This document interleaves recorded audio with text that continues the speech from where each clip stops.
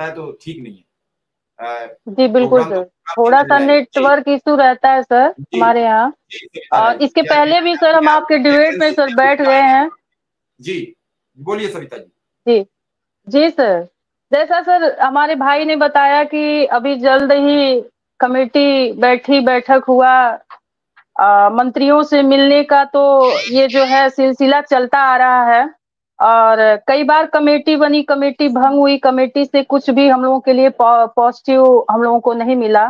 तो इस बार मंत्री जी से बड़ा ही आश्वासन मिला है और कि बहुत अच्छा होने जा रहा है हम लोगों का, लास्ट ये नवंबर और स्टार्टिंग दिसंबर तक का। तो हम लोग भी उस दिन का इंतजार कर रहे हैं। जैसे मेरे भाई ने कहा कि 14 साल का वनवास तो राम जी का भी हुआ था और खत्म हो गया, हम लोगों का तो 24 साल का हो गया सर। और बड़ा सर, अब इसमें तो आप समझ ही सकते हैं कि 10,000 रुपए का अल्प मानदेय जो है किस तरीके से, और एक जो मजदूर है उससे भी कम मजदूरी हम लोगों को मिलती है, 300 रुपए एक दिन का मिलती है, जहाँ 3-3 हजार रुपए एक दिन का सबको मिलता है। बराबर का काम हम लोग करते हैं और जिन स्थितियों में हमको नियुक्त किया गया उन चीजों को सरकार अगर नहीं सोचती है तो ये सरकार के लिए भी और हम लोगों के लिए भी और आने वाले भविष्य के लिए भी ये चिंताजनक है कि जो काम करता है, बराबर काम कर रहा है, जिसने अपना गोल्डन एज बेसिक शिक्षा में निछावर कर दिया, आज वो 10,000 पे रिटायर हो जा रहा है। उसकी बेटियां आत्महत्या कर ले रही हैं कि मेरे पिता के कंधे पर मेरे शादी का भार है, इससे अच्छा है कि हम फांसी का फंदा लगा करके मर जाते हैं। तो ये इतिहास के पन्नों में दर्ज ही होगा। और हम तो अब क्या कहें सर जी, 25 सालों से संघर्ष कर रहे हैं। शासन प्रशासन से जो भी हम लोगों से होता है, शासन प्रशासन से अपना मिनती मनुहार करते रह रहे हैं सर जी।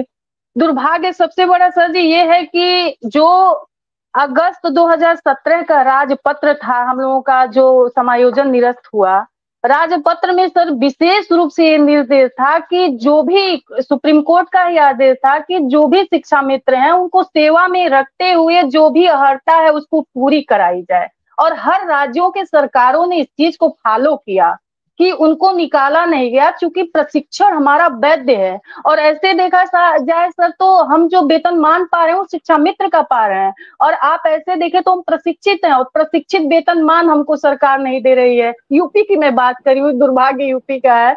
हम तो अपनी बात महात्मा जी, बाबा जी तक पहुंचाएं कि बाबा जी केवल यूपी में जहां 25 साल हमारे सांसद रहे बाबा जी, और हिंदू युवा सम्राट हैं, उनके लिए यूपी की जनता, यूपी के शिक्षा मित्र जिनकी बड़ाई करते मुंह नहीं थकता था उनका, आज यूपी का शिक्षा मित्र इस तरीके से दुर्दिन देख रहा है, मर रहा है। तो और राज्यों में देखिए, उत्तराखंड जैसे देखिए, जो टेट पास किए उनको टीचर बना दिया गया, जो प्रशिक्षित है उनको प्रशिक्षित वेतन मान दिया गया, जो नहीं है उनको भी एक सम्मानित वेतन मान दिया जा रहा है, सरकारें दे रही हैं। तो इस तरीके की दुर्दशा किसी भी राज्यों में शिक्षा मित्रों की नहीं है जितना यूपी में है। ये चीजें बाबा जी को समझनी चाहिए कि हम भी उन्हीं के सेवक हैं। उन्होंने हमारा, हमारे कंधे से कंधे जो हमारा संघर्ष था उसमें चलने का आश्वासन दिया था बाबा जी ने, और क्या ऐसा हुआ कि बाबा जी हमको इस तरीके से बिसार दिए, भूल गए। ये सोचने वाली बात है सर जी।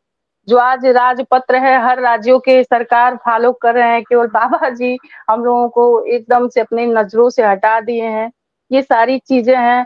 अब 25 साल की सेवा अगर प्राइवेट सेक्टर में सर किया जाता तो हमको लगता है जो डीए बेसिक के कर्मचारियों को दिया